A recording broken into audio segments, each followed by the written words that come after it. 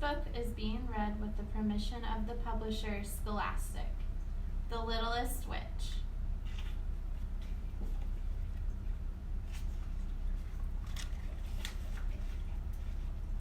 Wilma was a witch. She lived with her family in the mistiest part of the spooky woods.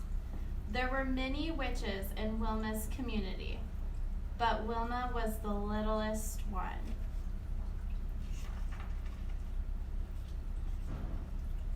It was almost Halloween. Wilma couldn't wait. Last year, she was too little for the broom flying demonstration at the Halloween bash. This year, she knew she'd be ready. But practice didn't go as planned.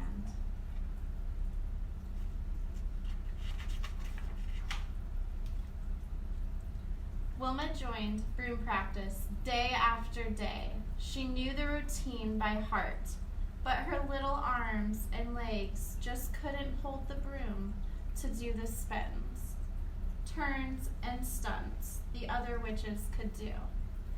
At the end of another tough practice, Wilma's mother kissed her nose. "Next year, you're going to dazzle us all," she said. Still, Wilma was determined to do something special for the big Halloween party. She visited her sister Hazel. Hazel was busy crafting a scream potion for the celebration. "Add those herbs to the pot," Hazel instructed. Wilma added a pinch of herbs. "More," Hazel said, "lots more." But the big jar slipped from Wilma's tiny hands and landed in the pot. The potion screamed so loud it burst into a gooey green mess. Hazel wiped Wilma's eyes. "Maybe Aunt Ruby needs some help," she said. Wilma hurried to Aunt Ruby's house. She was one of the best spellcasters in the spooky woods, and she was working on her biggest spell yet. Aunt Ruby consulted her book. "I need the slime from one toad," she said. "I can catch a toad," Wilma offered. Wilma pounced, but the big toad slipped right through her small hands.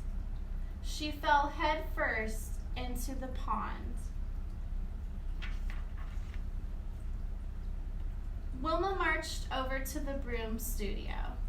If she couldn't fly in the demonstration, maybe she could make the new brooms.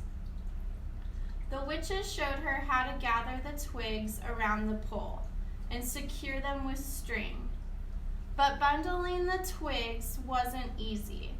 Before she knew it, Wilma had tied herself up to a broom. "We don't have time for silliness," one of the witches told her. Wilma ran to her grandmother's cottage. "I'm still too little," she cried. "Nonsense," Nani said. "I was just finishing your new shoes for the big night." Wilma stepped into her beautiful new shoes. They were much too big.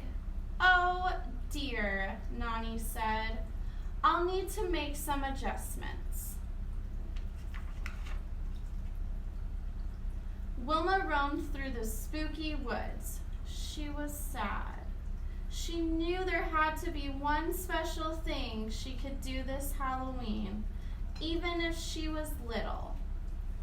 Wilma rounded a corner and bumped right into her friend May, the mummy. May was sad too.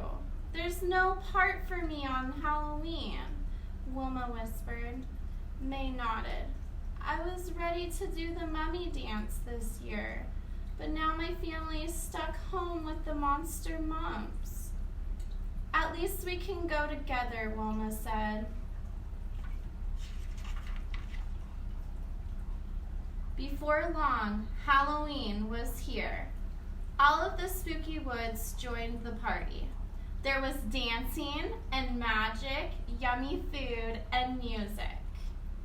Soon, it was time for the annual broom flying demonstration. Wilma and May stood in the very front as the witches started their performance. But the witches looked confused. They all flew in different directions. The crowd got quiet. The director is missing, Wilma gulped.